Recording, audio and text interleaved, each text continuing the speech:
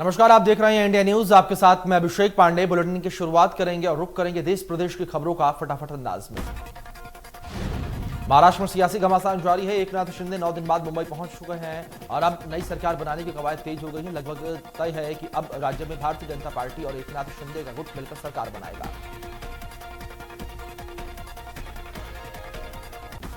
इस बीच मंत्रियों की संभावित लिस्ट के आने की भी खबर है। देवेंद्र फडणवीस की कैबिनेट में शिंदे को डिप्टी सीएम पद की जगह मिल सकती है। वहीं शिवसेना के 12 बागी विधायकों को भी इनाम में मंत्री पद मिल सकता है।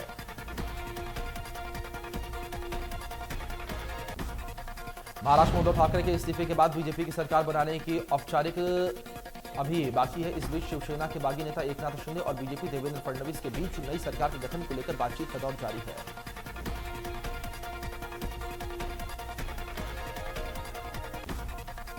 वहीं फ्लोर टेस्ट के पहले ही सीएम उद्धव ठाकरे ने अपने सीएम पद से और विधान परिषद की सदस्यता से इस्तीफा दे दिया है।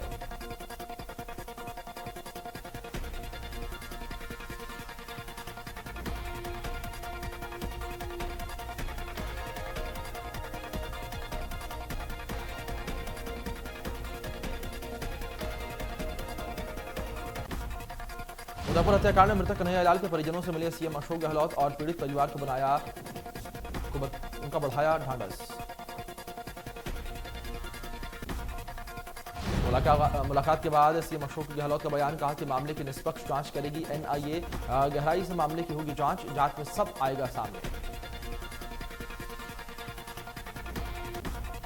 गहलोत ने कहा कि एनआईए की जांच पर किसी को भी संदेह नहीं होना चाहिए। हम उन्हें पूरी तरह से सहयोग करेंगे। लोग आरोपियों की जल्द सजा चाहते हैं।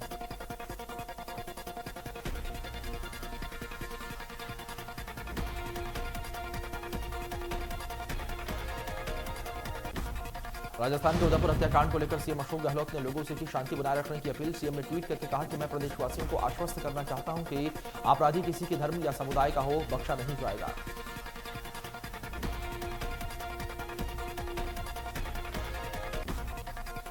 उदयपुर हत्याकांड पर सचिन पायलट का बयान, उन्होंने कहा है कि आरोपियों को फास्ट ट्रैक कोर्ट में कड़ी सजा दें और देश और दुनिया में उदाहरण बने।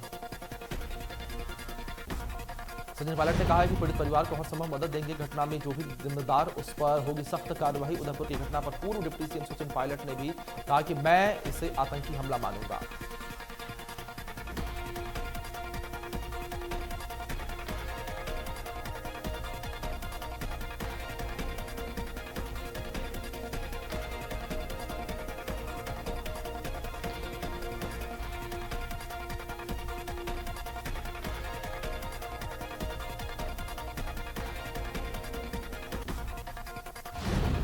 कोरिया के मनेंद्रगढ़ में सीएम भूपेश बघेल ने की समीक्षा बैठक। स्कूलों में शिक्षा की गुणवत्ता को लेकर मेंटेनेंस करने के दिए निर्देश।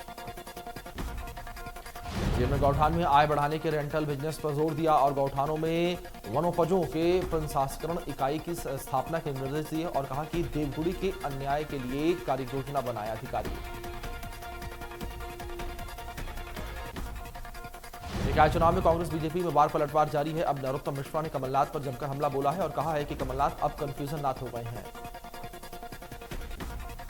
नरोत्तम मिश्रा ने कहा है कि कमलनाथ सिर्फ कंफ्यूजन के लिए ही किसानों में, जवानों में और बेरोजगारों में सिर्फ कंफ्यूजन पैदा करते हैं। आपको बता दें कि कमलनाथ ने प्रदेश सरकार पर नसीहत दी थी कि जिस पर पलटवार करते हुए नरोत्तम मिश्रा ने बयान दिया। बलरामपुर दौरे पर पहुंचे बीजेपी के पूर्व मंत्री बृजमोहन अग्रवाल ने प्रेस कॉन्फ्रेंस की और अग्निवीर की विशेषता बताई। साथ ही कांग्रेस पर अशांति फैलाने का आरोप लगाया। उन्होंने कहा कि कांग्रेस कभी नहीं चाहती कि देश में शांति व्यवस्था बनी रहे। बृजमोहन अग्रवाल का कहना है कि 4 साल का प्रशिक्षण नौजवानों लेंगे तो देश में कहीं भी अराजकता की स्थिति नहीं होगी। यह हमारे देश के लिए कारगर सिद्ध होगा।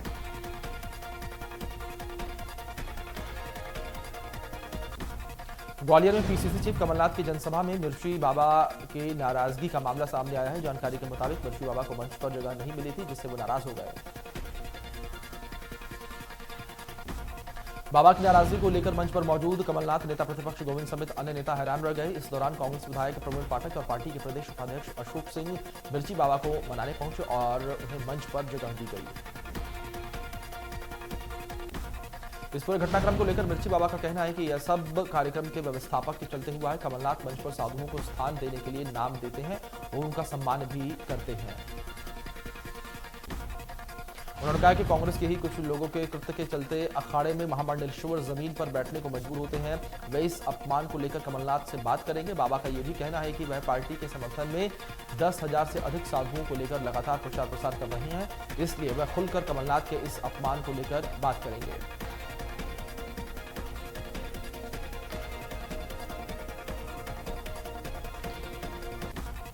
हमेशा विवादों में रहने वाली दमोह में बसपा विधायक रामाबाई कभी शराब दुकान को आग लगाने की बात करती हैं तो कभी किसी को धमकी देती हैं। जानकारी के मुताबिक बसपा विधायक रामबाई ने पथरिया नगरीय निकाय चुनाव में पार्टी प्रत्याशी के लिए चुनाव प्रचार करने पहुंची, तभी उन्होंने महिलाओं को चप्पल हाथ में लेने की बात करती नजर आई। इस दौरान उन्होंने लोगों से बसपा प्रत्याशी के पक्ष में वोट देने की अपील की। इस दौरान विधायक अपना आपा खो बैठी और महिला मतदाताओं को चप्पल हाथ में लेने का सुझाव दे बैठी।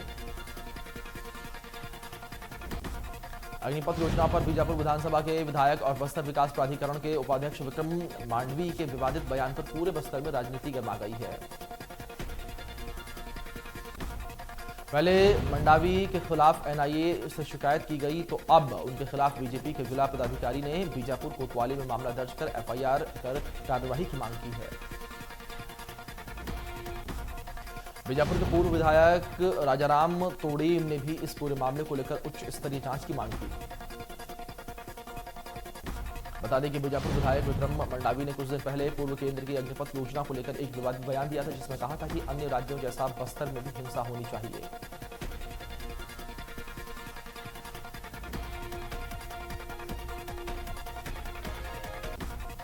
बलौद बाजार में बीजेपी किसान मोर्चा के प्रभारी संदीप शर्मा ने पत्रकारों से चर्चा की। इस दौरान उन्होंने बताया कि केंद्र सरकार ने सोना में 4 साल की सेवा के लिए लाए अग्निपथ योजना की विस्तृत जानकारी जनता तक पहुंचाने की बात कही।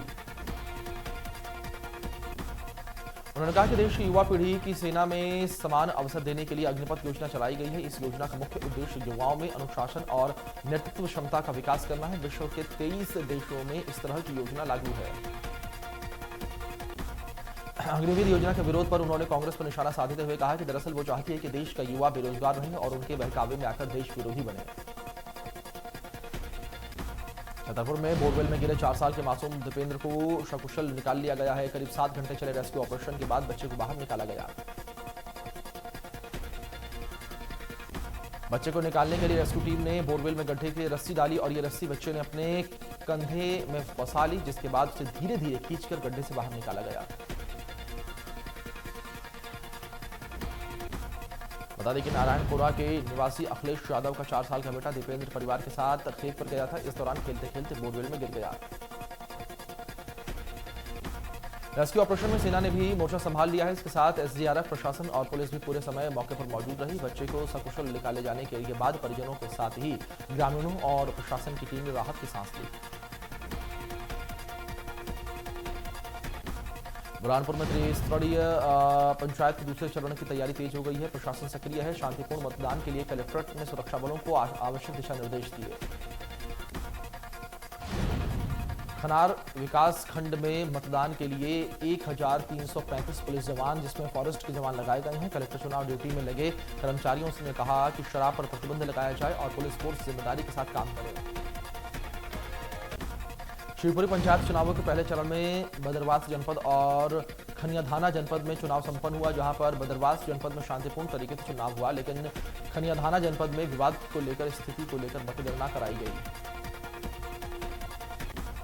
वहीं इस दौरान खनियाधाना जनपद के पिपरा गांव के प्रत्याशी की जीत हुई है। इस दौरान विजय जुलूस में एक युवक ने अवैध हथियार लहराया और फायरिंग भी की। बालोद में खाद्य किल्लत से किसान परेशान है। वहीं कुछ दिनों पहले परसौदा सोसाइटी में एक किसान खाद के लिए लाइन पर खड़ा था, तभी उसकी मौत हो गई थी। सूचना के बाद जिला कलेक्टर ने खाद समस्या की गंभीरता से लिया है और इस कारण 70% से अधिक किसानों को खाद वितरण की जा चुकी है। जानकारी के मुताबिक किसान खाद लेने के लिए कतार में खड़ा था और इसी दौरान उसकी मौत हो गई, जिसके बाद कलेक्टर ने विभागीय अधिकारियों को तत्काल हर सोसाइटी में खाद पहुंचाने के निर्देश दिए थे।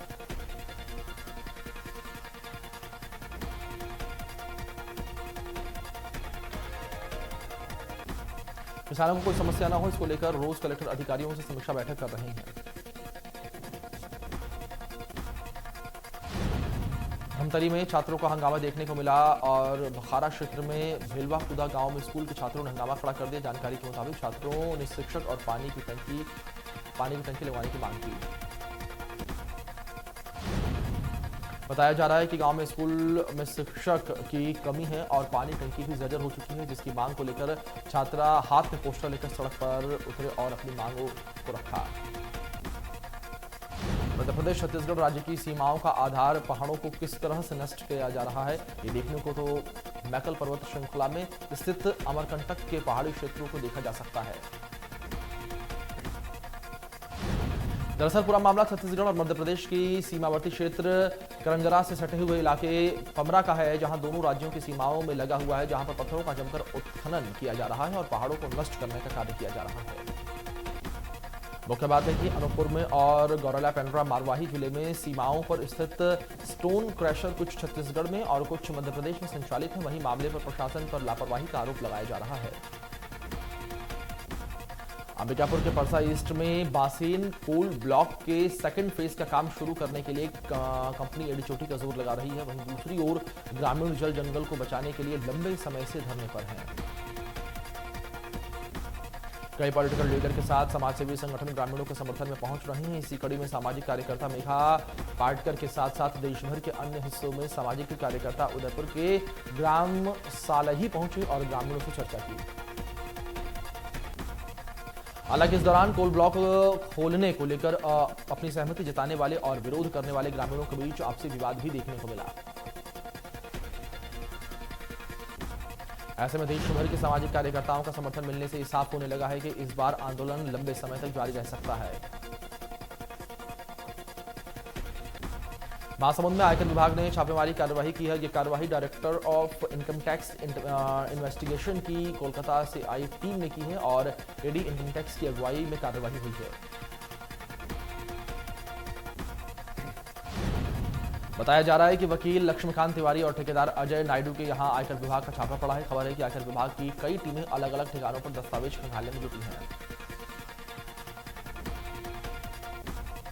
भोपाल में आधी रात नशे में धुत 4 लड़कियों का हंगामा और एक दूसरे की जमकर पिटाई की। वहीं इस दौरान लड़कियों की मारपीट और गाली गलौज करती नजर आई, जिसका वीडियो सोशल मीडिया पर तेजी से वायरल हो रहा है।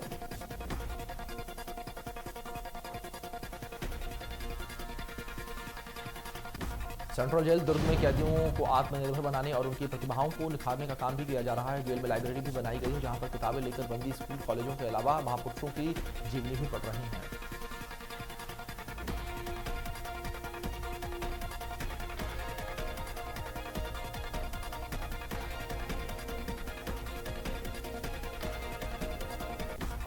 जेल प्रशासन की माने तो जेल में उच्च शिक्षा की पढ़ाई करने वाले कैदी स्कूल शिक्षा वालों को पढ़ाते हैं। साथ ही जेल में कैदियों को मनोरंजन के लिए टीवी, चेस, कैरम जैसे चीजें भी उपलब्ध कराई जाती हैं। सेंट्रल जेल दुर्ग में 18 कैदी हैं जो बीए की पढ़ाई कर रहे हैं।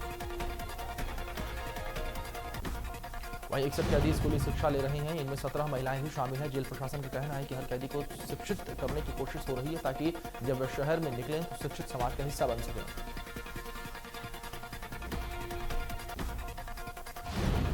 साथ ही जेल में शिक्षा विभाग के सहयोग से कक्षा पहली से कक्षा 8वीं तक 61 कैदी ने स्कूली शिक्षा ली है। इनमें पुरुष बंदी 44 और 17 महिला बंदी शामिल है, जो पढ़ाई करने के बाद अभी हाल ही में परीक्षा दी है।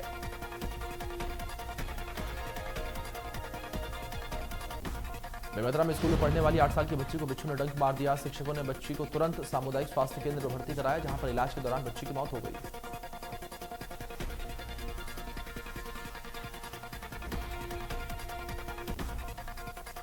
टाइगर रिजर्व के जंगल में बाघिन बिंदु अपने 3 शावकों के साथ नजर आई। सिवनी जिले के पेंच टाइगर रिजर्व के मध्य प्रदेश और महाराष्ट्र के सीमावर्ती जंगल के बाघिन ने एक सांभर का शिकार भी किया। बाघिन बिंदु के शिकार करने के बाद उसके शावक सांभर को खाते नजर आए। इसके बाद बाघिन अपने शावकों के साथ पानी पीने पहुंची।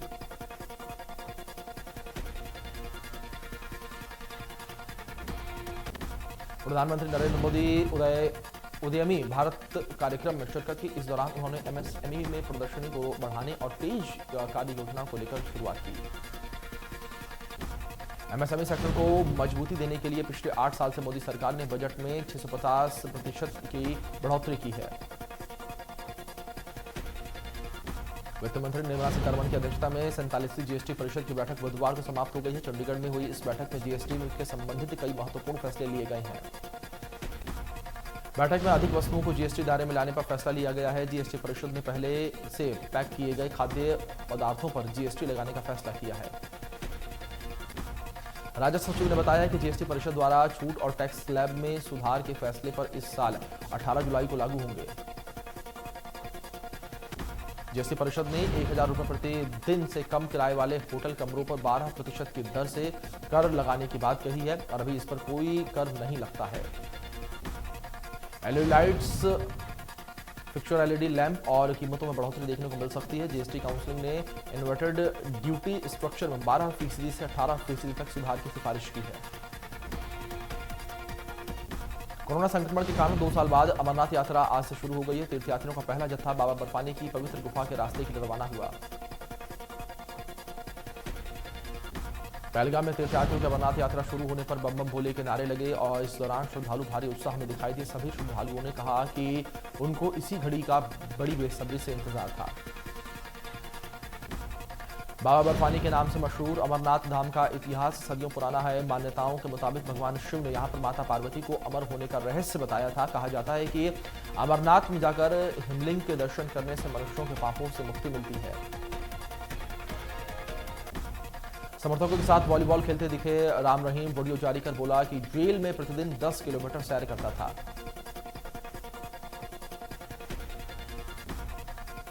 देश में बीते 24 घंटे से कोरोना के 18,578 नए मामले सामने आए हैं। ये 19 फरवरी के बाद से सबसे अधिक केस। वहीं बुधवार को 13,736 लोगों ने कोरोना को मात दिया। 35 मरीजों की मौत हुई।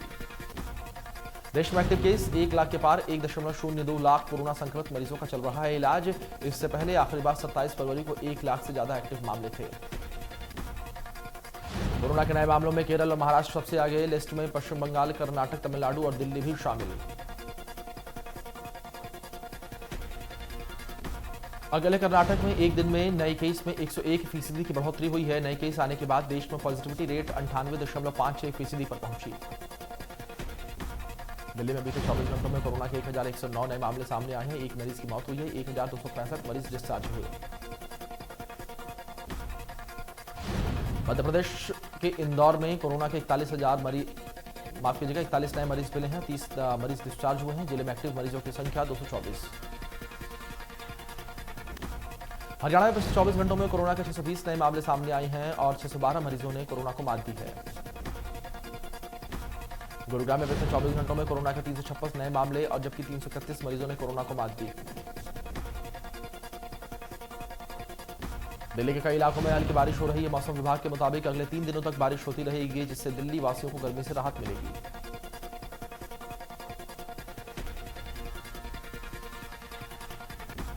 भारत और इंग्लैंड के बीच 1 जुलाई से टेस्ट मैच खेला जाएगा। यह मुकाबला टीम इंडिया के पिछले इंग्लैंड दौरे पर ही खेला जाना था, लेकिन तब 4 मैच ही हो पाए थे। कोरोना के कारण ब्रेक लग गया था।